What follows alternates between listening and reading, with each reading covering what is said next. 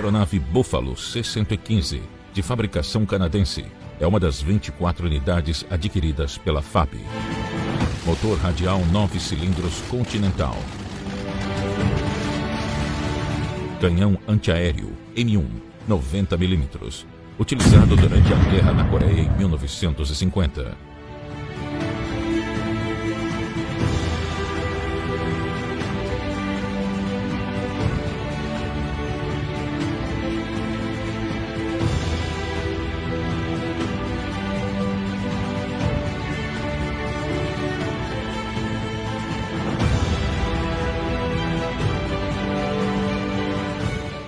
Deixo aqui um grande legado para os meus filhos e netos. Mas com muito orgulho, deixo também para todos os brasileiros.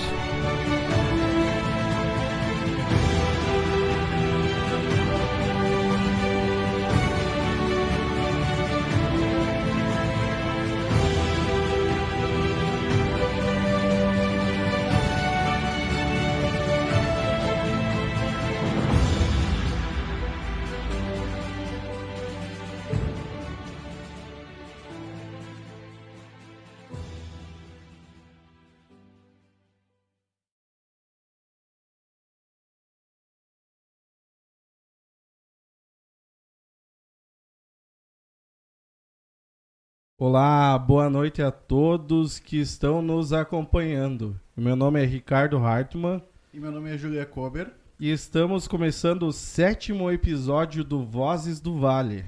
Seu programa semanal com histórias de Panambi, contadas por gente daqui. E hoje vamos contar a história do Museu Militar Brasileiro e do seu Jefferson Steindorf. O museu que completou nesse mês de novembro 12 anos de existência. Isso mesmo, Ricardo. Foi criado no dia 18 de novembro de 2009 e o museu conta com um dos maiores acervos militares da América Latina, com mais de 180 viaturas, além de aeronaves e um helicóptero. 12 anos depois, então, tornou-se parte da história do município, atraindo visitantes de todo o país. E para contar essa história, nada mais, nada menos que o idealizador de toda essa história aí. E ele vai contar, então, um pouco dessa história. Seu Jefferson, boa noite. Boa noite. Boa noite, Jefferson. Boa noite. Muito obrigado por estar presente aqui com nós. Na verdade, por nos receber, porque o Voz do Vale saiu do estúdio para vir aqui até o Museu Militar para saber um pouco mais dessa história, então. E esse programa conta com os seguintes patrocinadores: Carolina Hartmann, fisioterapeuta e acupunturista. Relojoaria Kober. A Floricultura Havana. JMC Corretor de Imóveis. E o escritório contábil Blume. Isso aí. Você também pode fazer parte do nosso grupo de patrocinadores e aumentar a visibilidade da sua marca. Entre em contato conosco, então. E lembrando que nós somos um programa independente com o objetivo de valorizar a história do nosso município, e para que a gente possa continuar no nosso trabalho, a gente conta com o apoio de vocês. Você pode colaborar aproximando o seu celular daquele código QR que está aparecendo na tela e contribuir com algum valor. Qualquer valor vai fazer diferença. Isso aí. E você que está acompanhando aí da sua casa, não deixa de curtir, compartilhar com os seus amigos, conhecidos, para que o nosso programa chegue cada vez mais longe, vamos dizer assim, atrás, chegue em mais pessoas possíveis aí, então. Com certeza, isso mesmo, Ricardo. E vocês podem também, então, fazer perguntas para o nosso convidado, e a gente vai começar, então, falando com o Sr. Jefferson, porque antes de chegarmos à história do museu, nós precisamos falar da história desse nosso ilustre convidado de hoje, porque as duas histórias estão conectadas desde a infância do seu Jefferson, que é filho de agricultores e que nasceu no distrito Cerro Baltazar, então, é interior de São Pedro do Sul. É isso mesmo, Jefferson? Isso aí. Cerro do Baltazar, interior de São Pedro do Sul. Então conta aí um pouco da sua infância, como é que era a vida lá no interior. Eu nasci em São Pedro do Sul. A gente ficou lá até os 7 anos de idade, depois mudamos para Santa Maria, né? Mas nesse tempo que a gente estava em São Pedro, faleceu nosso pai, né? Então aí as coisas complicaram bastante, fica muito difícil de se manter no interior. Aí, anos depois, acabamos indo para a cidade de Santa Maria, né? Então, com 7 anos, a gente mudou para Santa Maria, né? E isso, eu imagino que a perda do seu pai também trouxe diversas dificuldades para o senhor, não é mesmo? Não só para o senhor, mas para toda a família, né? Com certeza. Nós éramos quatro irmãos, né? A mãe ficou com 4 filhos pequenos, no interior, pequena propriedade, muito pequena. Já éramos pobres, né? Aí ficou muito difícil de se manter, né? Aí se optou de vir para a cidade, né? Muito bem. Como é que foi a ida para Santa Maria? Vocês também não tinham nada concreto em Santa Maria. Vocês foram em busca de um futuro melhor, não é mesmo? Exato. A gente foi, não tinha nada certo, digamos assim. Fomos lá para aventurar, enfrentar a vida, né? A mãe com os filhos, né? Então, acredito que se imaginava uma coisa. Eu era muito criança e não foi bem o que se esperava, mas tivemos que enfrentar. Estávamos lá e retornar, não tinha mais como retornar, né? Com certeza. Então as dificuldades foram muito grandes, sabe? De toda a família, enfim. Foi muito difícil de tocar em frente, né? Mas graças a Deus e todos lutamos, a mãe sempre orientando bem o caminho certo, que mesmo criança tinha que trabalhar, né? O senhor foi com quantos anos para Santa Maria? 7 anos. 7 anos. Eu era mais novo dos 4 filhos, né? Naquela época o senhor já trabalhava com 7 anos, já foi para Lida? Como é que foi um pouco assim a sua infância lá? Nós chegamos, como não tínhamos nada, não tinha gente conhecida, enfim. Chegamos do zero, né? Uhum. Então a gente teve que catar coisas da rua, osso, vidro e coisa para vender, né? Na época não existia latinha, hoje tem catador de latinha, né? Uhum. Em todo lugar, né? E na época não existia, então a gente, os mais pequenos faziam isso, os mais velhos já iam engraxar sapato, vender picolé, as meninas trabalhar em casas, com os vizinhos, enfim, para se manter, né? Não tinha, como é que eu falei antes pro senhor, né? A vida continua e a gente tem que dar um jeito, né? Exato, tem que dar um jeito. E o jeito é trabalhando. As pessoas muito nos ajudaram, os vizinhos, enfim. A gente teve muito apoio também, né? Das pessoas. Bom, né? E foi nessa época que que o senhor, né? Não só o senhor, mas sua família teve o primeiro contato com os militares, não é mesmo? Exato. A região que nós fomos morar era perto das unidades militares, em Santa Maria, que estão até hoje lá as unidades, né? Então, tinha uns projetos que eles acolhiam as crianças carentes, né? Na época de férias, a gente ficava todo o período de férias dentro das unidades. E você tinha aula de manhã, de tarde você ia para as unidades militares, também você... educação física, enfim, todos os ensinamentos. E o importante para nós era a alimentação, que era uma coisa que a gente era bastante carente, né? E as escolas que eu estudei, principalmente o meu irmão, eram escolinhas municipais mantidas pelo Exército. Tanto eles faziam manutenção, alimentação, mandavam para lá. Então a gente, nesse período, a gente teve os primeiros contatos com o Exército, né? Quando criança, a gente costuma, não que de adulto a gente deixa de perder, mas quando criança, quando a gente vê um policial, um bombeiro, um militar, a gente tem aquela admiração grande, assim. O senhor tinha isso também naquela época? Tinha muita admiração, sempre, sabe, mexia comigo cada vez que você via um militar fardado, né? E até hoje tem um respeito muito grande, um carinho muito grande em todos os militares de todas as forças, né? E a sua mãe, ela limpava também, ela lavava as fardas, né? O senhor ia junto entregar elas? Como é que era isso? Ela fazia... lavava roupa para os militares e aí a gente, criança, era que ia entregar, buscar a roupa suja e entregar a roupa limpa, né? Então, era um trabalho que nós fazíamos, mas ela lavava muita roupa na época para os os militares que eles ficavam nas unidades. Hoje quase que não ficam mais, né? Mas na época o pessoal ficava um tempo na unidade, então tinha que mandar roupa para fora para lavar, né? Muito bem. Não é.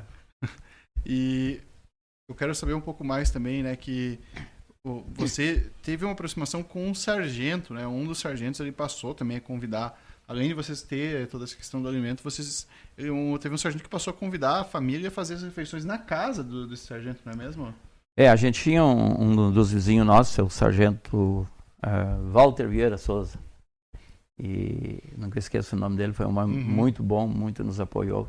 Então ele via a necessidade, né? E nos convidava para ir para a casa dele e sempre nos fornecia alimento. Eles viajavam, nos levavam junto. Ele era envolvido com o CTG, levava a gente junto. Então, e por incrível que pareça, ele era um homem de uma cultura imensa. Foi um dos organizadores do Museu Malé. Então veja bem que na época eu era uma criança, não tinha nada assim, não me dizia muita que a gente poderia fazer no futuro, mas ele foi um homem que montou o museu, que existe o museu dentro do Regimento Malé. Que pesquisava, que procurava peças, enfim, um dos organizadores, né? E muito nos ajudou, muito apoio nos deu, né?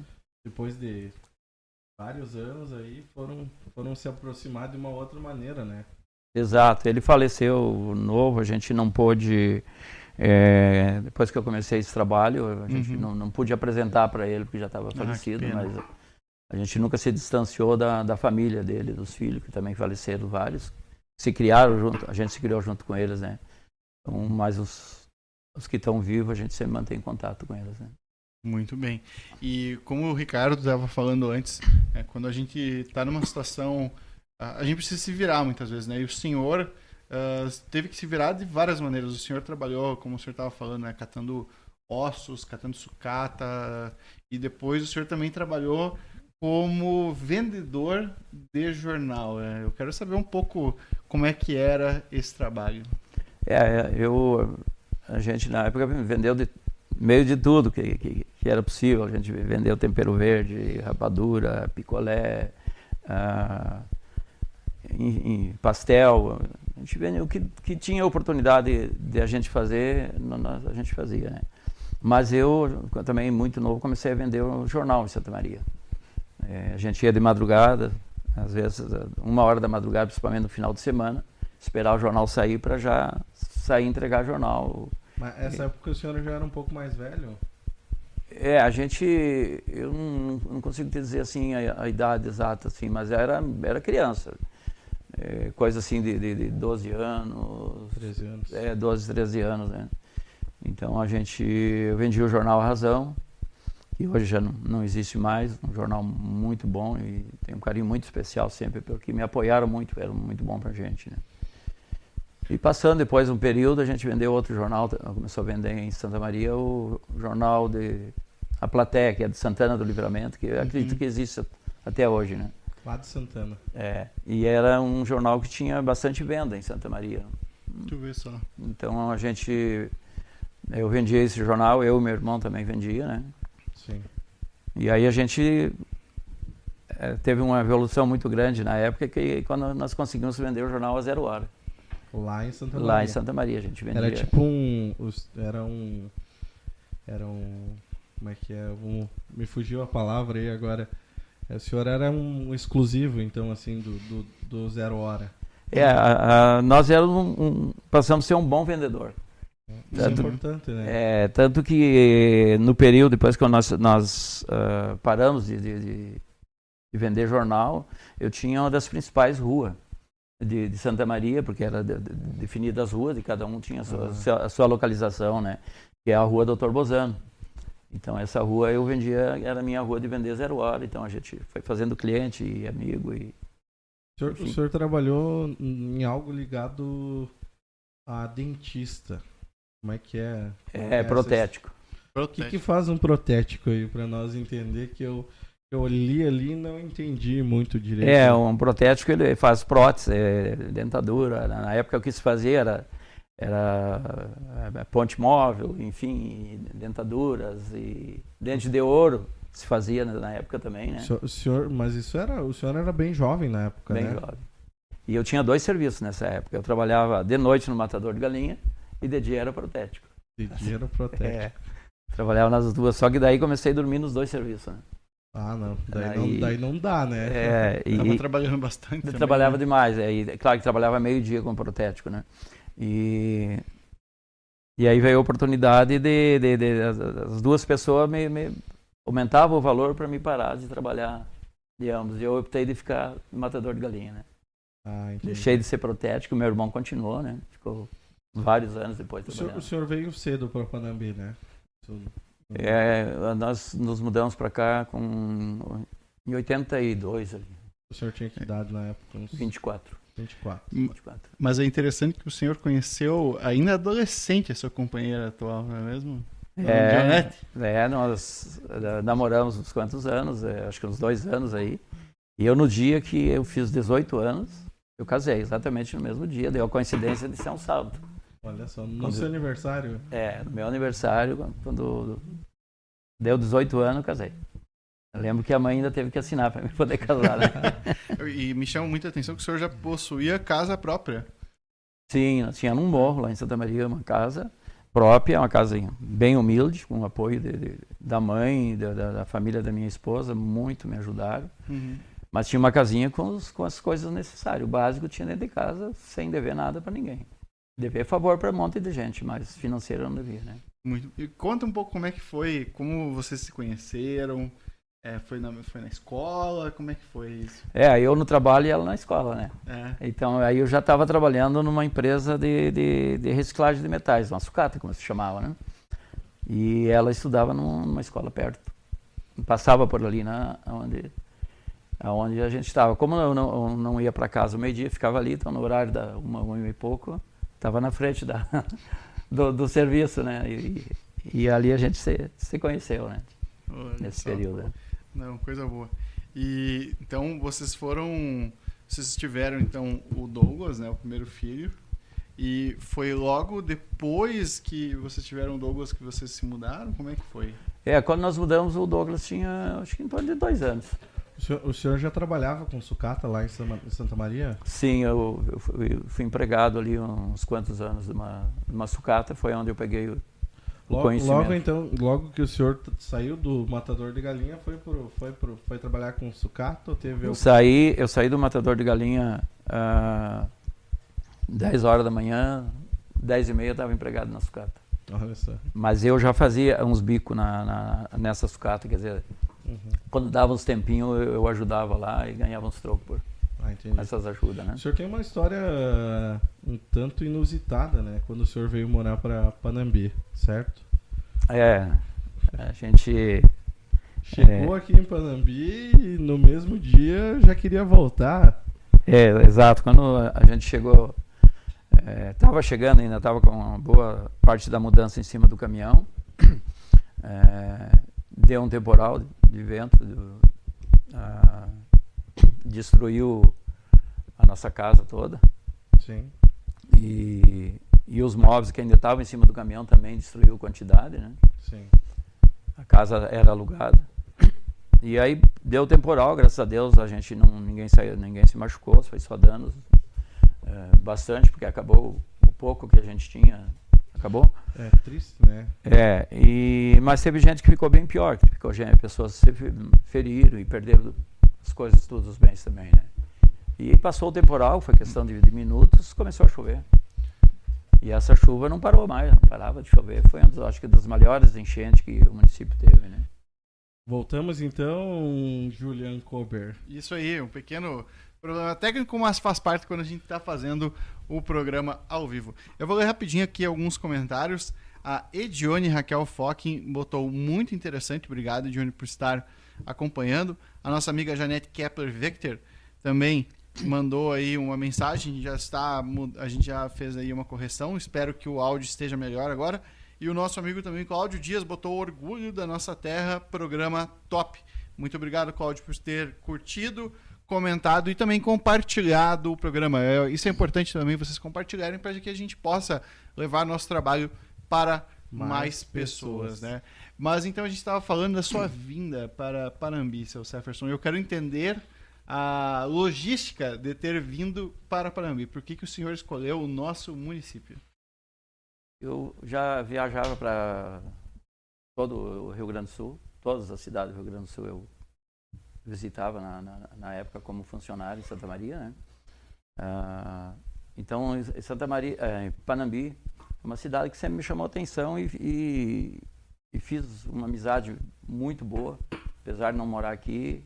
É o lugar que eu sempre fazia força para acabar pernoitando aqui, pelas amizades que a gente tinha, pessoas, amigos, empresas, enfim. E esse pessoal sempre, né, me pedia por que eu não vinha para cá, para trabalhar aqui, enfim. E aí, mas eu era funcionário, nem imaginava de sair de Santa Maria. Mas foi indo e fui tendo dificuldade lá como funcionário. E um dia eu optei, eu vou plantar, vou plantar a raiz. Vou plantar a raiz, vou fazer o meu negócio, né? E conversei com essas pessoas, se me davam um apoio, prontamente me davam todo o apoio necessário que eu precisaria, que seria comprar a sucata, vender, beneficiar e vender a sucata e depois pagar. Então a gente teve um apoio de muitas pessoas, muito me ajudaram, né? E isso foi o que me trouxe para cá, de escolher Panambi pela amizade que eu já tinha e a gente via o potencial do município, né? Várias indústrias de vários segmentos, né? Assim, O senhor veio para colocar o negócio da sucata na época, né? O senhor trabalhava com sucata. Exato. Esse primeiro negócio, o senhor foi mais ou menos em que parte da cidade? Nós... Onde o senhor tinha o depósito? Aqui? Foi ali na Rua Érica, perto da delegacia, lá no fundo. Lá perto... Era mais para quem desce aqui a avenida aqui mais para a esquerda ou perto do Hunt ali? Não, para a esquerda. Mais... Lá onde tem provavelmente onde tem hoje uma transportadora, um pouco para frente ali, isso, né? Isso aí. Ali não, era bem no banhado, bem na sangue. Onde tem o Pesque Pague. Exatamente, um pouquinho para cá. Bem ali no lado de uma sangue. Ali foi que eu consegui comprar um terreno. Né? Mas a sua chegada, não só a sua, mas a chegada da sua família aqui, ela começou um pouco conturbada, né? Mesmo um pouco desafiadora, né? Bastante, porque como nós estávamos falando já hoje, eu não tinha nem descarregado a mudança. Ainda estava uma boa quantia em cima do caminhão quando veio esse temporal, né? E aí a casa que nós tínhamos alugado, que era uma casa no alto, essa casa foi destruída com a outra casa que o temporal jogou em cima e jogou em cima do caminhão, que era o caminhão que era do meu trabalho e ainda estava a mudança. Então, mas graças a Deus a gente não se feriu e conseguiu trabalhar. E aí veio a enchente, né? Aí veio a grande enchente que foi posterior à chuva. Isso. Ficamos ilhados ali, eu acredito que uns 4, 5 dias, né? Não conseguia sair. Nossa. Tinha que fazer uma volta grande para poder ir no posto telefônico, que era o único recurso que tinha, ir no posto telefônico no centro da cidade, né? Então, e aí o senhor pensou em desistir por um momento? Sim, porque a gente sempre foi criado com a família, com a mãe, sogro e sogra, sempre dando apoio pra gente, né? E eu nunca tinha visto um fogão a lenha voar, uma geladeira trocar de lugar com vento, né? Então aquilo me apavorei. E aí a enchente. Aí fui na cidade e liguei para a mãe e disse: mãe, estou voltando. Não, estamos indo embora, que não deu certo. Aí a mãe disse: não, você foi, agora você fica. Então tá aí agora. Agora tá aí, você fica. E eu vou para aí. E ela veio, ficou com nós ali, acho que em torno de uns 30 dias, ajudou nós reconstruir para poder morar, pelo menos ter lugar habitável, né? Então nos deu esse apoio, ficou ali, e aí as coisas começaram a se ajeitar de novo, né? Aos poucos foi se ajeitando. Com bastante dificuldade, bastante sacrifício, mas a gente teve muito apoio, muita ajuda da família e das pessoas, né? Muitas pessoas nos ajudaram, né? Como é que foi o início do negócio? Porque é uma coisa diferente que o senhor teve que fazer, né? O senhor teve que a questão de trabalhar com sucata não era tão simples assim, não é mesmo? É um trabalho que quase inexistente, né? Principalmente no município, tanto que a sucata que era gerada aqui, boa parte era jogada em aterro, né? Então a gente veio com uma proposta de começar uma vida nova também com um trabalho novo. Então a gente praticamente ganhava a boa parte do material, que era o material que a gente Claro, já que ia fora. Ia descartar, enterravam? Jogava em aterro. Precisava fazer um aterro, a sucata que tinha jogava no aterro, né? Hoje tem muito valor, né? É muito explorado, tudo aproveitado, né? Não se perde mais nada, né? Tudo tem. Isso é bom, né? É bastante disputado a sucata. Mas a gente pegou essa boa época, na época e se investiu sempre investiu no negócio, né? Foi o objetivo da gente jogar o dinheiro no negócio, né? Então, muito bem. Quando nasceu o interesse em começar a explorar? A gente sabe que o museu ele foi criado em 2009, né? Sim. Como associação, né? Como associação cultural. Mas vamos dizer assim, dá para se dizer que começou antes. Como é que nasceu essa paixão por viatura? Como é que foi o começo? Quando o senhor comprou a primeira viatura? Foi em que ano? Olha, quando a gente conseguiu o primeiro recurso, assim, que sempre sonhei de ter uma viatura, porque na época de criança a gente andava nos caminhões do exército, levava para o interior, lá tinha as chácaras do exército, a gente enchia de criança e ia, né? Uhum. Então eu sempre tinha dentro de mim aquele sonho de ter uma viatura, né? Sim. E o dia que eu consegui um recurso, eu digo, vou comprar uma viatura, né? Certo. Voltamos novamente, então. Imprevistos acontecem. Acontecem, quem sabe faz ao vivo. Faz parte. Então, o senhor encontrou então aquela viatura lá no interior de Ijuí. De Ijuí, isso aí. E como é que estava o estado dela? Era considerada sucata, assim, estado, como eu estava comentando, usaram o quanto que deu na propriedade.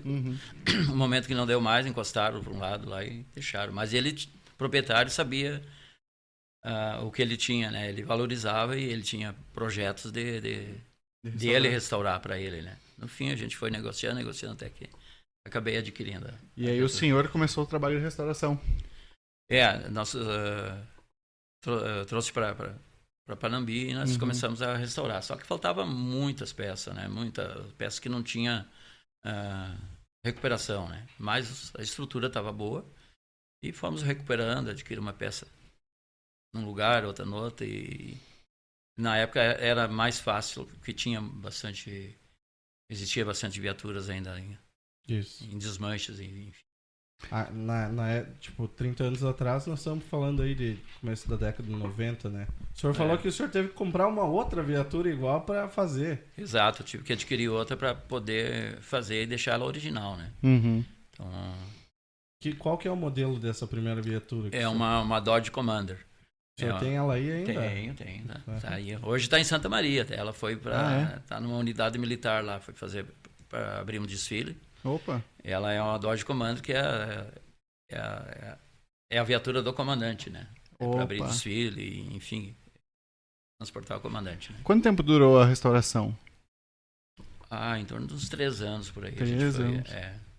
Porque não se tinha tempo também. Nós não mandamos restaurar. A gente foi fazendo aos poucos. Aos poucos, o pessoal de casa. O senhor mesmo pegou na época e... nas horas vagas a gente ia montando ela. E o segundo veículo, qual que foi? O segundo aí já foi um Jeep 42, né? Jeep 1942. Foi nesse período que o senhor estava restaurando o outro ainda? Não estava bem finalizado, a gente já adquiriu o Jeep, né? Hoje, então, nós temos aí mais de 180 viaturas. Exato. Qual que é, vamos dizer assim, qual para o senhor é a peça dessas que o senhor tem hoje aí que vamos dizer assim, que mais tem valor para o senhor? Todas, digamos assim, todas são peças importantíssimas para mim e para o pessoal, minha família que acompanha o trabalho todo, né? Então todas são importantíssimas porque são peças que ou foi uma dificuldade muito imensa de conseguir, ou conseguiu e você teve que reconstruir. Certo. Então cada peça é um trabalho muito especial. Quando você entrega uma viatura para o museu já restaurada, poxa, ali tem uma história, tem uma vida. Certo. Então todas são importantes. Claro que tem umas que são mais importantes, né? Então nós temos aqui uma viatura Stuart original, que a gente mantém,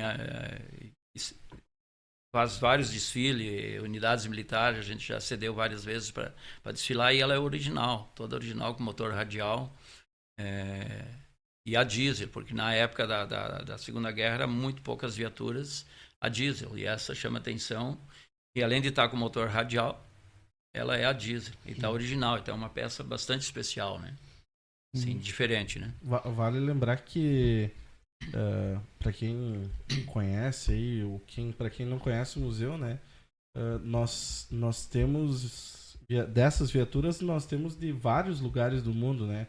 Alemanha, Rússia.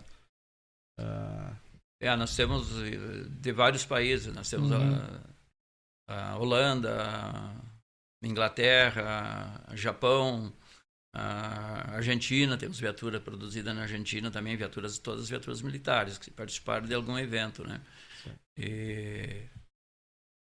Enfim, e a americana, a maioria americana que a gente tem hoje aqui, né? Que faz parte, né, da nossas forças, fez parte na época, né? Antes do museu ser criado, também vocês precisaram sair ali da cidade, né? O negócio estava crescendo tanto que vocês tiveram que procurar um novo espaço para a empresa, é isso mesmo? A gente foi adquirindo e aumentando o número de viaturas, já não tínhamos mais onde pôr, né? E o local que a gente tinha também estava no tempo, estava na chuva, né? Então você deteriorava as viaturas e dava dó de você restaurar e aí ela ir para o tempo, não se perdia muito, né? E aí começamos a trabalhar com a ideia de ter um espaço para as viaturas, né? E o museu ele só foi criado também, os motivos da criação foi quando surgiu a associação, como o Ricardo trouxe antes. A associação ela surgiu depois da sua participação naquela desfile não, mas um encontro de viaturas, Isso foi no Paraná, em Curitiba? Exato. Então, como a gente já tinha várias viaturas, nós começamos a participar de eventos aqui no Rio Grande do Sul, encontro de amigos, enfim, encontro de clubes de carros antigos. Começamos a participar e algum evento militar também, né? E aí surgiu os encontros em Curitiba, que foi através da Associação Brasileira de Preservadores de Viaturas Militares, né? Então esses encontros ali era anual, é anual ainda, né? Por causa da pandemia aí se segurou um tempo, só que ele passou a ser itinerante, na época era só Curitiba. E ali em Curitiba, daí conversando com um amigo e outro, e cada um tinha suas viaturas, e o que vão fazer com as viaturas? Já estou velho e coisa, e amanhã, depende, não estou aqui, como é que vai ficar minhas viaturas? E aí cada um começou a discutir de fazer, eu vou fazer um pelotão, eu vou fazer um batalhão, eu vou fazer uma unidade, vou fazer um grupo. E eu vim com a ideia de fazer um museu, de uma forma de preservar essas viaturas, delas está aqui, está tombada, né? Não sei, amanhã a gente não está aqui, porque ninguém é eterno, né? Isso não seja todo esse trabalho que não vai em vão, né?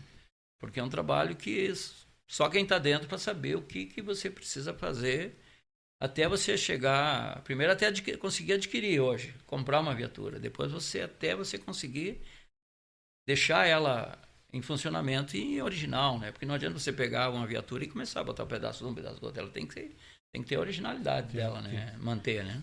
E isso a gente faz. E foi nessa época que o senhor também, no primeiro encontro, o senhor teve que mudar as cores da viatura até por uma questão do Exército Brasileiro, é isso mesmo? Na época, quando nós começamos, a gente mantinha a cor, né? E também a gente não tinha um museu, a gente tinha viatura. Era um colecionador, assim, um acumulador. Uhum. Então,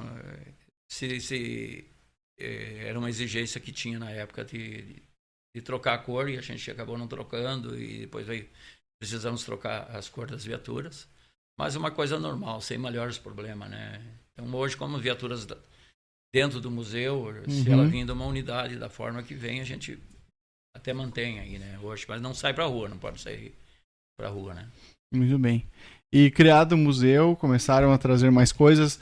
O senhor teve que participa ainda hoje de leilões para conseguir os leilões do próprio Exército, mesmo, para conseguir mais objetos, mais viaturas, mais veículos para o museu. É isso mesmo, seu Jefferson? Exato, a gente participa de leilões no país, em todo o país, onde tem peças que interessam ao museu. A gente está sempre disputando, né? Sempre participando para tentar melhorar o acervo. E é um processo muito burocrático? Como é que funciona um pouco, para quem está nos acompanhando entender um pouco? Não, é um leilão normal, né? Digamos assim, a gente participa das viaturas normal, não sendo viaturas controladas, né? Existem as viaturas controladas, que o museu tem várias, né?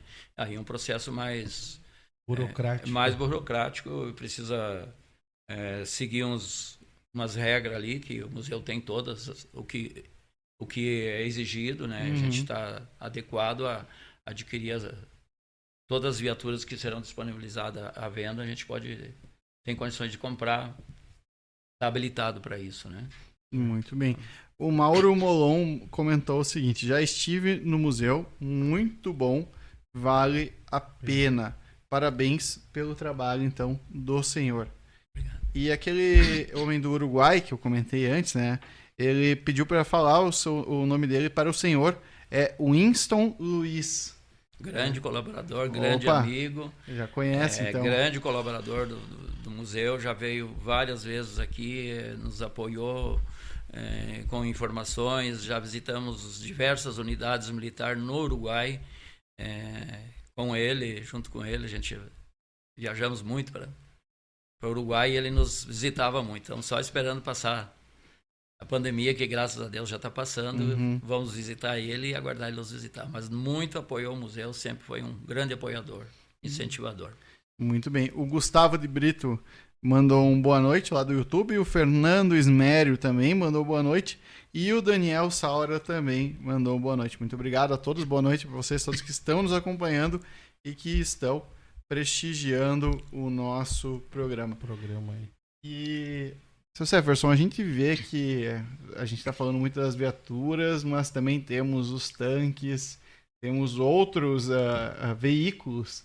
E eu queria saber do senhor, assim, como foi, assim, trazer um veículo como um tanque para cá? Como é que foi trazer pela primeira vez? Assim? Como é que o senhor se sentiu quando trouxe algo assim, algo diferente para cá? É diferente para nós também na época, né? Era muito diferente quando a gente comprou os primeiros blindados. Nós nem imaginávamos assim que ia fazer um museu na época, né? Nós compramos, tinha empresa ali na entrada da cidade, acho que a gente comprou na época 16 blindados. Poxa, aquilo foi uma loucura que a gente fez, um dinheiro que nós nem tínhamos, mas eu digo, tem que comprar. E acabamos comprando. E a partir daquilo ali, daí tudo facilitou, mas é uma coisa a gente não tinha nem experiência de transporte, enfim, não tinha experiência nenhuma nesses procedimentos, né? Mas ali foi o que abriu as portas para a gente também de fazer outras negociações de grande porte aí de viaturas militares, né? Facilitou muito. Tem um tanque ali que o senhor comentou que está funcionando ainda. Nós temos, o museu tem vários blindados funcionando. Mas o senhor falou que tem um tanque ali que é o seu xodó, assim, que é o senhor tem, vamos dizer assim, o senhor tem orgulho que está ali, né?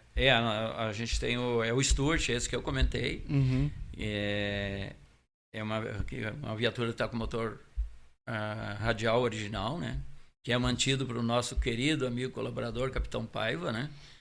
de Santa Maria, que vem em especial, às vezes, de Santa Maria para fazer a manutenção, porque não é para mim a manutenção dele, né? Uhum. Tem que ter um conhecimento muito grande. E esse amigo nosso, amigo do museu, ele tem conhecimento. Então, é o que mantém as viaturas blindadas todas do museu, quem mantém é ele, né? Tem um blindado que chamou a atenção, que o senhor contou um pouco para nós a história, que o Elvis costumava usar quando estava no período militar, é isso mesmo? É o MC-59, né? Ele é o Elvis, quando militar, numa base alemã, ele pilotava um M59 na Alemanha, numa base militar americana, né? E como é que o senhor conseguiu esse veículo específico? Pois olha, tem umas coisas às vezes que acontecem que a gente não sabe nem como acontece, mas acontece. Um amigo lá do Rio de Janeiro acabou me ligando. Diz, olha, eu tenho uma viatura, quero me desfazer, não tenho mais espaço, preciso vender essa viatura. Aí me mandou a foto, na época ainda mandou por envelope. Foto revelada, me mandou as fotos, chegou aqui. Aí eu digo, me manda as medidas. Quando mandou as medidas, desproporcional, eu digo, como é que eu vou transportar do Rio de Janeiro essa viatura, né? Porque era muito grande, muito excessiva, né? Mas acabamos negociando, consegui um pessoal que transportava. E comprei a viatura por foto, sem olhar, né? Nossa. Mas para você ter uma ideia, essa viatura ela é tão especial que quando ela estava se deslocando, que o pessoal, colecionadores do Rio de Janeiro, descobriram que essa viatura estava saindo de lá, eles ficaram loucos. Me ligaram, me fizeram um monte de proposta para a viatura não sair de lá. Porque é uma viatura que eu acredito que hoje no Brasil deve ter em torno de umas 3, no máximo 4 viaturas dessas aí, né? Do M59, né? Olha só. Então, mas aí eu digo, não, agora já está carregado, está resolvido, está com destino, não tem preço, agora ninguém me tira, né? E veio para o museu. Agora é minha. Essa é minha. E veio para cá, na época não existia o museu ainda, né? Mais uma peça para... A gente restaurou, deixou original e está em perfeitas condições hoje no museu, né? Agora, se teve uma coisa que o museu, assim, ele ganhou notoriedade e visibilidade não só no estado, mas no país inteiro, foi quando vocês transportaram de Porto Alegre para cá um Boeing 737. Quero saber como é que surgiu a ideia, uma ideia, com todo respeito, uma ideia louca, mas que deu muito certo, de trazer um Boeing para Panambi. É difícil até de explicar, sabe? Assim, na época eu projetava de fazer uma sala de exibição aí para as crianças que visitam o museu, né? E falando com um com o outro que ia construir uma sala, e um dia eu estava em Santa Catarina, falei com um amigo, poxa vida, disse, por que não compra um avião? Tá, mas como é que eu vou comprar um avião? Poxa vida. Aí, não, mas eu sei de um avião aí. Acabamos indo olhar um avião, mas pequeno avião. E na época estava à venda aqui também, lá em Santa Catarina. E fomos olhar, e aí foi o pessoal lá para ver a movimentação, mas era impossível, né? Na hora que botar a mão, desmanchava, né? Era sucata. Era sucata mesmo. Sucata pronta, já destruída, né? Porque ia se destruir na hora de movimentar, né? Mas aí aquela ideia me subiu para a cabeça, né? E aí comecei a falar com um amigo, as pessoas, né? E um belo dia um amigo me ligou, e que não lembro nem quem é o amigo. Então, vou botar um parênteses ali, tem um detalhe que a minha mãe sempre nos orientou, faça o bem, não interessa quem. E essa pessoa deve ter sido bom para ele, feito bem para ele, que é o objetivo da vida da gente, fazer o bem. E a pessoa me ligou e disse, olha, você está interessado, você me falou que está interessado num avião e coisa assim, eu sei de um avião. Eu digo, não, estou interessado. Mas não dei muito assim, sabe? Eu acabei pedindo para um funcionário nosso. Eu digo, olha, vai lá em tal local lá e vê lá se existe esse avião mesmo, né? Que eu não acreditei, né? Mas dei um voto de confiança, digo, vamos lá. Aí o rapaz foi lá, a pessoa foi lá, e depois me ligou e disse, olha, não é para mim isso aqui, tem avião e tem muito mais, tem um monte de coisa que o pessoal quer vender e estamos projetando de vender, você tem que vir aqui.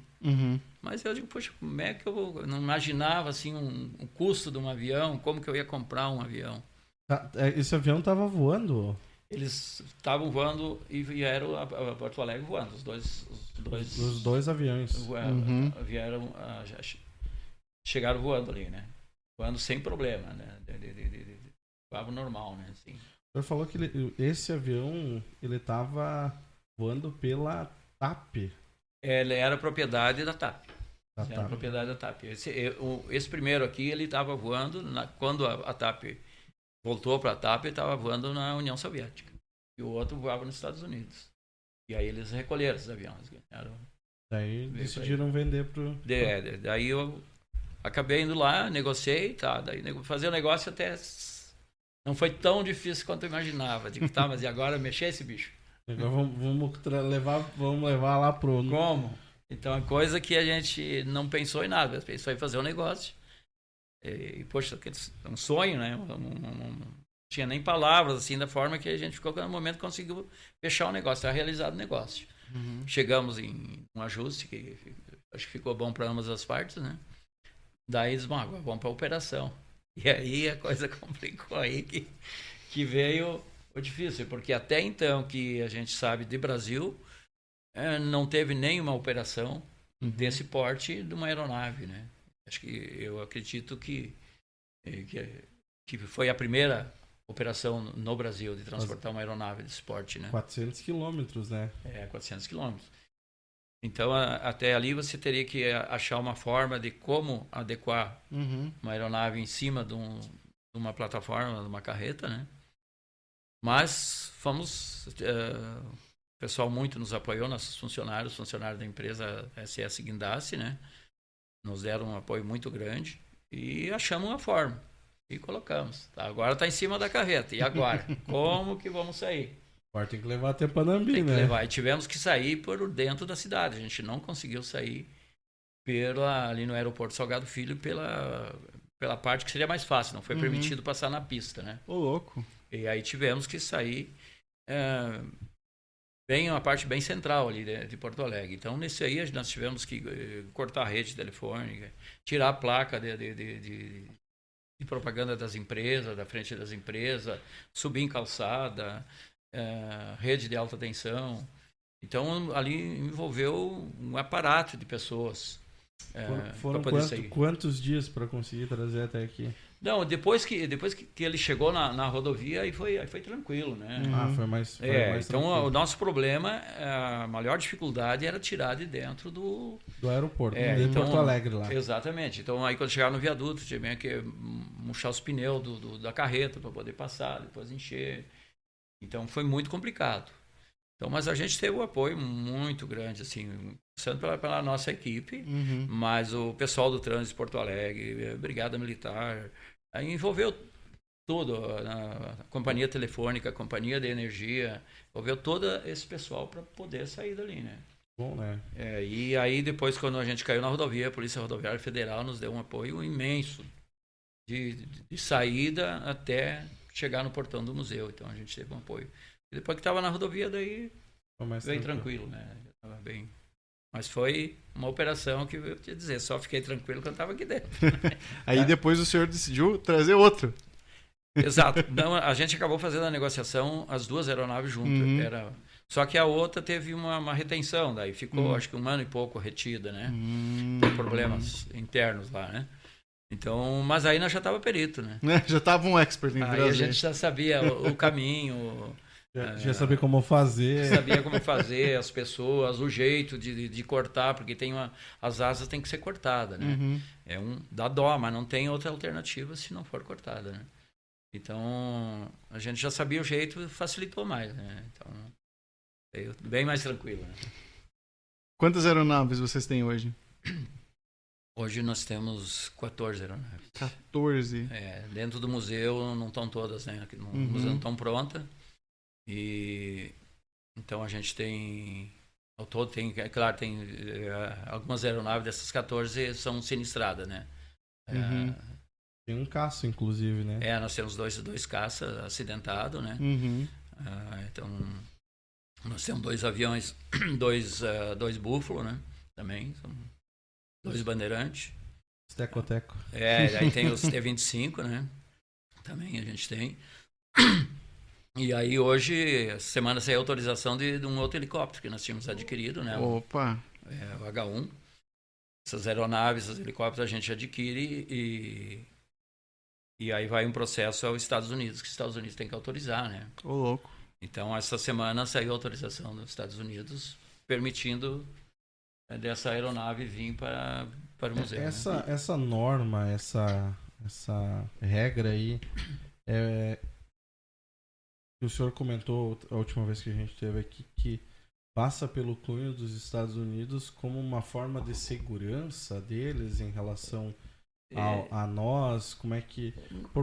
Por que existe isso? É porque é uma forma, é um acordo que existe Brasil e Estados Unidos quando uma viatura ou uma aeronave que é destinada ao Brasil, esses acordos que não seja vendida, né?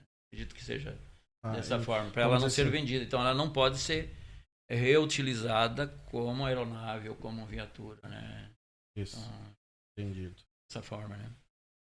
O nosso amigo, convidado da semana passada, Paulo Schwingel, secretário, mandou: Seferson e sua equipe é um orgulho para Panambi, um homem de muita grandeza. Mandou um abraço para o senhor. Obrigado. E o seu Roberto Kober, que também foi convidado do Vozes do Vale no nosso segundo episódio, mandou um grande abraço para o senhor. Lindo museu, seu trabalho nos orgulha. Pessoal aí realmente, né, considerando... se percebe que o pessoal aqui valoriza muito o trabalho do museu. Mas agora eu pergunto, o senhor estava falando de helicóptero, acredito que trazer um helicóptero depois do avião deve ter sido muito mais fácil, né? Eu quero que o senhor fale um pouco da história desse helicóptero que já tem aqui, Huey, ele era usado na Guerra do Vietnã, é isso mesmo? É, o H1.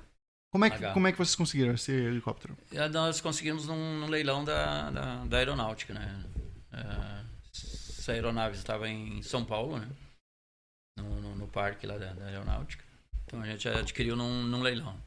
Então, ela esteve na Guerra do Vietnã, essa viatura aí. Sim, esses helicópteros aí.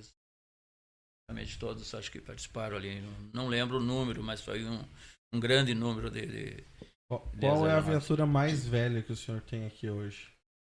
Em viatura nós temos 41, porque o nosso trabalho assim, parte bastante da pós-segunda guerra, né?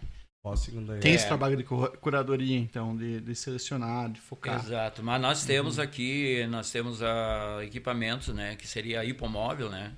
Que seria da Primeira Guerra.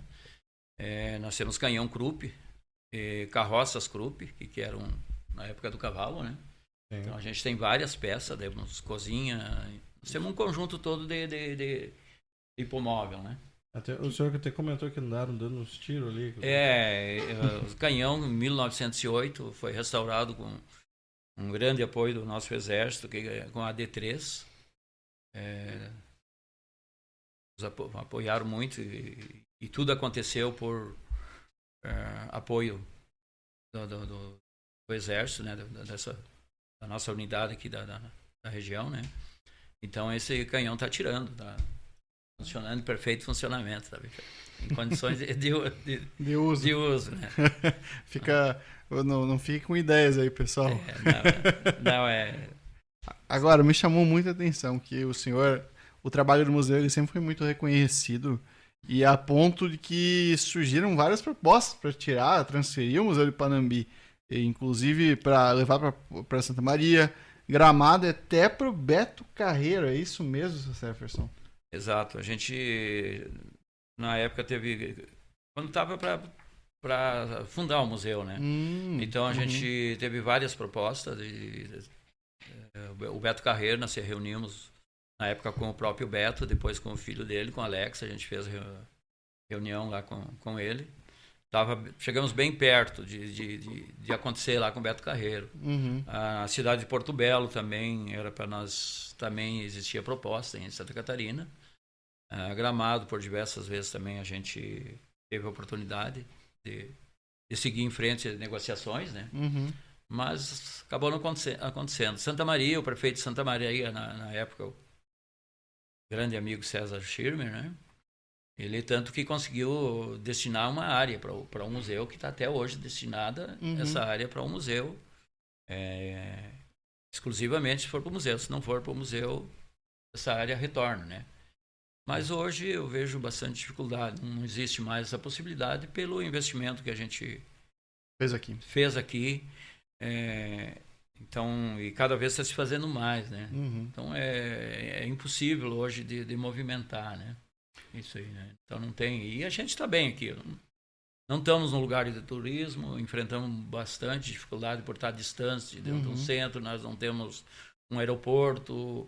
Enfim, a gente tem um monte de dificuldade, mas também tem um monte de vantagem. Mas que vem gente de tudo quanto é canto do país, isso vem, né? Eu imagino que deve emocionar muito, senhor. Vem muita gente do país e de outros países também, né? Em outras épocas aí, pessoal que gosta, que cultua a história da militar, de equipamento de viaturas, né?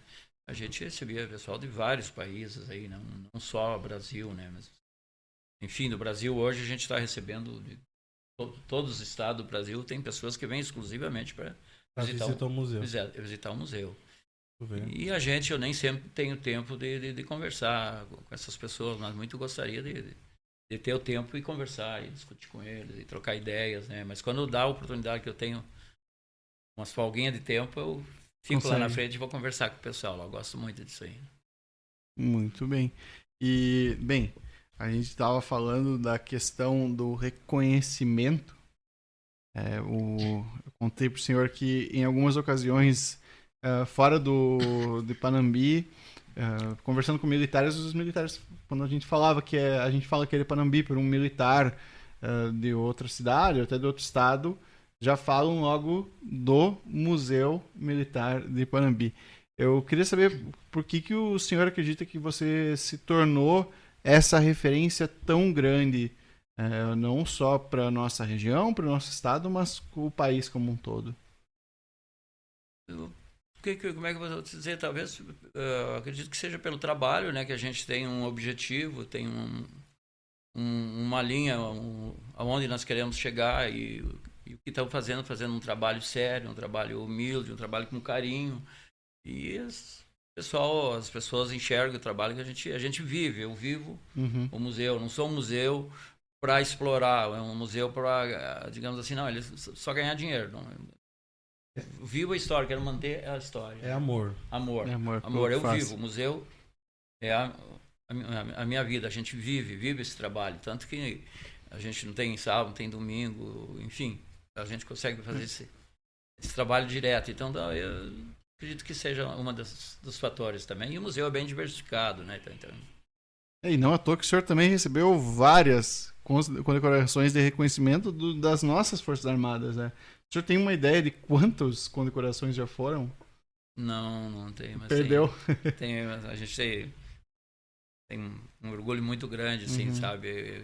Como um civil, uma pessoa, assim, digamos, da onde a gente veio e da forma que a gente mantém as coisas, continuamos a mesma pessoa humilde daquela época, o mesmo jeito de ser, e a gente ter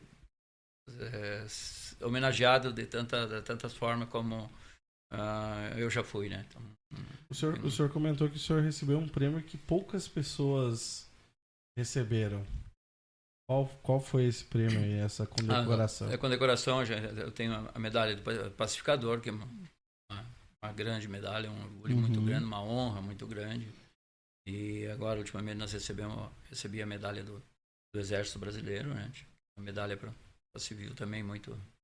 E todas são valiosas, né? Mas são muito importantes. Então, isso prova que o trabalho que a gente está fazendo, que nossas Forças Armadas enxergam, estão vendo o que a gente está fazendo. Reconhece. Né? Reconhece. E uma delas foi em Santa Maria, lá no reconhecimento, no regimento, no qual vocês eram ajudados quando criança, não é mesmo? Exato. A medalha do pacificador. De pacificador. Eu recebi dentro do regimento Malé, do General Cardoso. Não foi ele que indicou a entrega da medalha, passar a medalha, mas foi ele que entregou. E aí quando ele estava me entregando a medalha, eu digo: General, você vai ter que me escutar um minuto. Deixa eu contar um pouquinho da minha história para o senhor aí. Há 50 anos atrás, dentro dessa unidade, em torno de 50 anos, né, eu vinha saciar a minha fome. E muito da minha disciplina, boa parte da minha vivência, meu conhecimento de vida, eu adquiri dentro dessa unidade. E hoje eu estou sendo homenageado Por você. pelo senhor aqui dentro dessa mesma unidade. Veja como o mundo é, né? É pequeno. Então, e não precisei fazer tudo, a gente não precisou roubar, não precisou fazer nada errado. Só seguir o caminho certo. Então, as coisas vêm, né? A gente tem que... É um ciclo que se fechou pro senhor. Que você fechou, Então, nós tivemos muita ajuda. Como é que foi voltar lá depois de tanto tempo? Eu nunca me distanciei, né? Uhum. A gente sempre, quando dá a oportunidade que eu vou a Santa Maria, sempre visito a gente visita praticamente todas as unidades lá, mas o Regimento Malé a gente tem um carinho muito especial, sabe? Porque é um lugar, é uma unidade que a gente viveu ali dentro, se criou ali dentro, né? São 2 unidades que nós mais visitávamos, que na época era o 7º, que hoje está em Santa Cruz, e causalmente, coincidentemente, que agora na sexta, eu vou receber uma homenagem dentro do 7º BIB, que hoje está na cidade de Santa Cruz, né? Vou receber um título lá, né? Então as coisas acontecem, né? Agora, mais do que o trabalho aqui do museu, da preservação, né, dessa preservação histórica que o senhor faz aqui, o senhor também teve um papel importante participando, né, no documentário O Caminho dos Heróis, sobre os combatentes da Força Expedicionária Brasileira na Itália. Eu quero que o senhor fale um pouco desse trabalho também, porque ele é um dos... Quando a gente fala em termos de vídeos, né, de documentário a respeito deste fato específico dos nossos combatentes, ele é uma referência. Quero saber como é que foi a sua participação e como é que foi participar disso, como é que surgiu essa oportunidade. O nosso grupo ali da Associação Brasileira, que todos são colecionadores de viaturas, e outros não são colecionadores, mas gostam da história da nossa querida FEB, né? E foi se discutindo, né? Principalmente o pessoal, os amigos lá do Rio e São Paulo, que estão mais no eixo lá, se discutindo esse projeto aí de fazer um documentário, né?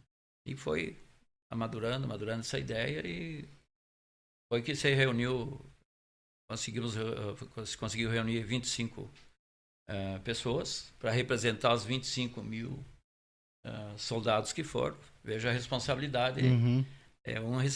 Representar 1000, né? Então, e o senhor era então, deles? Eu fui um deles, né? Que a gente participou, né?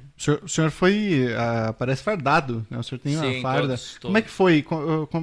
A farda vocês fizeram? Vocês conseguiram? Como é que foi? Nós, alguns já tinham, né? Eu, como não tinha essa farda original da época, né? Nós acabamos adquirindo lá na Itália. Lá tem um senhor, historiador, nosso amigo Giovanni Sulla, e ele tem, além de ser um historiador, ele tem um comércio. É alfaiate? Não é alfaiate. Ele é um colecionador e tem uma loja. Então ele conseguiu essas fardas, que seriam fardas da época. Fardas da época? Da época. E então a gente... Daí todos... Quais os locais que foram visitados lá nesse caminho? Nesse caminho nós fizemos todo o caminho. Todo o caminho? Eu vou dizer assim... Quantos quilômetros caminharam? Não fizemos caminhando. Alguns Monte Castelo a gente fez caminhando, né? Mas a maioria a gente fez... aliás, nós fizemos de viatura. Lá, então foi... Algumas viaturas, 2 viaturas foi do Brasil para participar. E lá também tem os grupos de preservadores, de colecionadores, que eles participaram do documentário com as viaturas deles, né? Por incrível que pareça, as viaturas são deles, está lá, e elas são tudo adesivadas da FEB, né? Então o carinho que eles têm pela FEB lá é imenso, né? Esse documentário ele foi financiado por vocês mesmos? Como é que foi...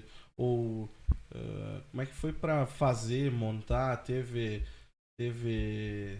toda a produção assim? Não, o trabalho, o custo de nosso lá, cada um arcou com seus custos, né? Aí depois a produção existia um projeto de E não deu certo, né? Chegou com uma ideia, não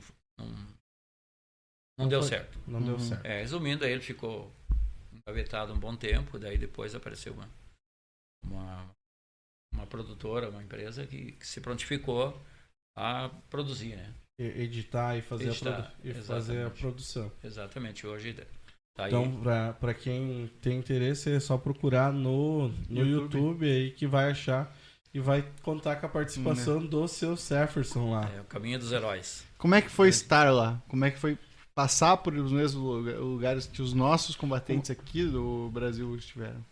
É muito emocionante. Olha, não tem nem como contar, é só para quem gosta, para quem cultua a história, é só indo lá para ver o que esse pessoal passou e o carinho que eles deixaram lá, o amor que os italianos, o pessoal da Itália, tem pelo Brasil.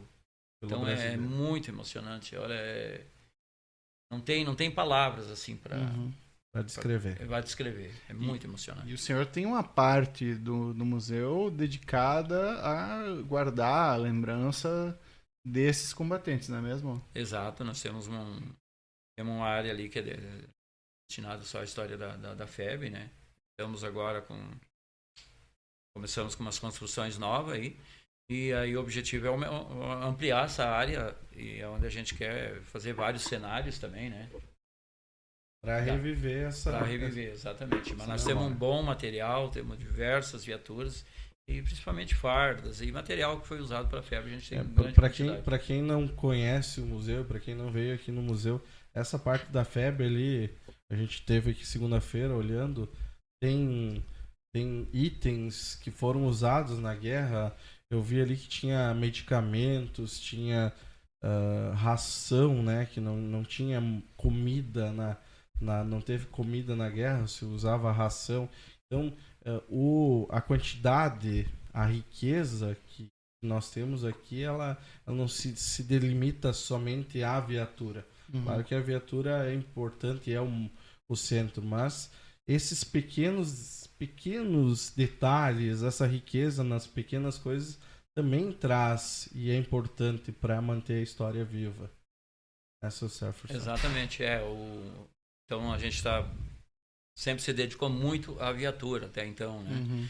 Então agora a gente está com esses projetos novos aí de ampliação, cenários, esses itens aí, que é o que conta a história mais, né? Então, viatura hoje a gente agora não tem nem espaço mais, né? Então a gente precisa trabalhar bastante em cima disso aí. E é o que nós estamos fazendo. Vamos partir agora para esse lado de fazer esse cenário, né? E já tem aqui um cenário que chama muita atenção, que é aquele Jeep explodido, né? Que ele tem a placa ali, como se fosse a recriação lá da Itália, é isso mesmo? Exato, Ali a gente trouxe digamos assim, fizemos um cenário, uma cópia de lá, né? Sendo uma bomba e aí com uma viatura explodida dentro desse local onde caiu a bomba, né? E vocês têm vários objetos, como o Ricardo citou. Eu queria saber quais que o senhor acha assim, são os mais que mais lhe chamam a atenção entre todos esses. Eu sei que o senhor tem um carinho especial por cada um, assim, mas que o senhor, quando pensou, olha, não acredito que eu estou conseguindo trazer algo assim aqui para o museu. Como eu te falei, todos assim são bastante difíceis, né? Mas ali, por exemplo, nós temos uma Dodge ambulância, né? Que foi usado para a FEB, foi uma viatura que foi... eu levei uns 2 anos para descobrir onde estava, e mais uns 2 anos para conseguir comprar. E daí mais uns 3 anos para conseguir restaurar. Então, veja assim, são tudo histórias... 10 anos já, quase. Tudo histórias... dessa forma, né? Então cada viatura tem uma história, assim, dificilmente se chegar e negociar, né? Todas elas têm, somente está na mão de particular. Geralmente a pessoa tem um amor ou pertenceu ao pai, enfim. Algum parente. E aí tem um amor, aí você tem que provar que você vai preservar essa viatura para adquirir, né? Muito bem. Eu acho que a gente já está conseguindo trazer aí uma boa... Já dando uma boa ideia de como é aqui. Agora, seu Jefferson, futuro do museu, O que nós podemos aguardar mais? Vamos ter mais novidades? Podemos ter a certeza que ele vai permanecer por muito tempo ainda funcionando? Sim, o museu com certeza vai funcionar, tanto que a gente está fazendo investimentos todo dia, né? Tanto em obra quanto adquirir peças novas. Hoje, um exemplo, a gente participou de um leilão que tinha 2 viaturas da Segunda Guerra, e eu digo, não posso perder. Não é o momento de comprar, mas não posso perder. Então, quer dizer que o museu não tem como parar, né? É uma coisa que você tem que... não consegue parar, tem que estar aumentando, né? E melhorando. Então, novidades, eu comentei já que nós estamos começando uma obra, já está levantando Tem andamento. Um andamento, um pavilhão grande, né? Então, que vai ser para cenários e algumas local para a viatura, né? Mas nós temos uns projetos para o futuro aí, de mudar a nossa recepção, a gente fazer um auditório, nosso projeto é fazer um restaurante também dentro do museu, né? E estamos batalhando para isso.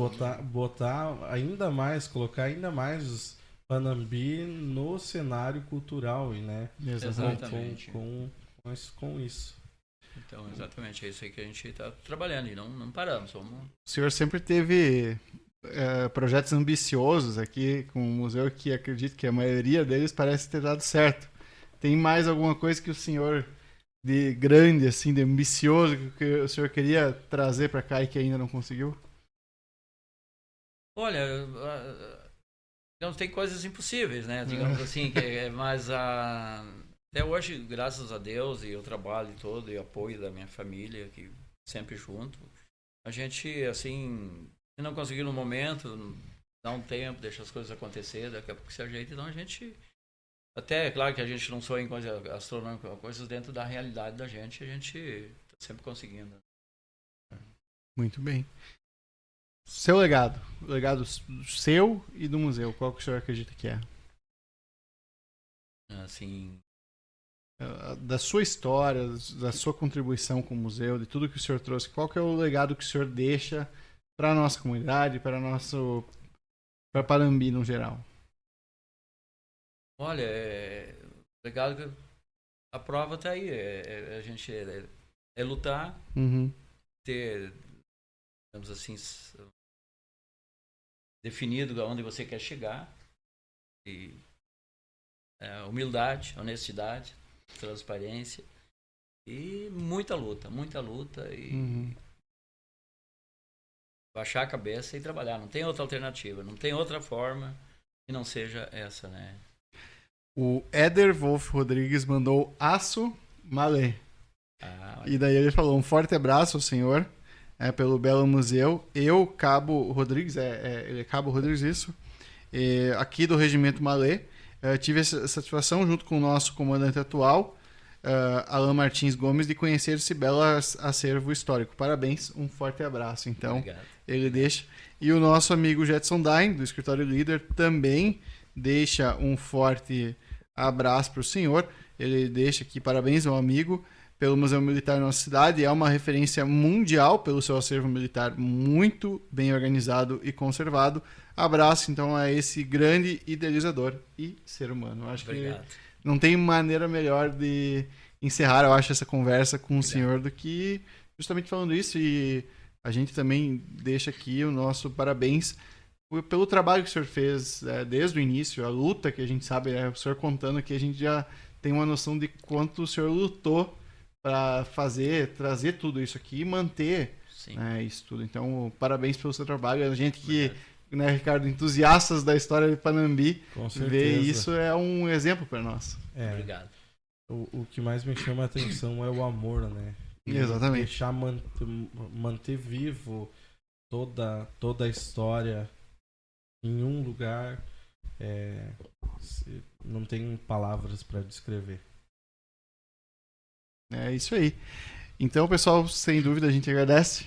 Obrigado. Ao seu Jefferson pela participação aí no nosso programa. Nos recebeu aqui no Museu Militar para a gente poder contar a história um pouco dele aqui e do próprio museu. O Vozes do Vale, então, de hoje fica por aqui. Lembrando, amanhã temos o Vozes do Vale Entrevista e vamos contar com a participação do prefeito Daniel Rina, que vai, então, vai trazer um pouco das informações, novidades do nosso município. Agradecemos a todos que nos acompanharam. Continuem assistindo e acompanhando a programação do Vozes do Vale e voltamos em breve com mais novidades. Um abraço, uma boa noite e até amanhã. Até amanhã.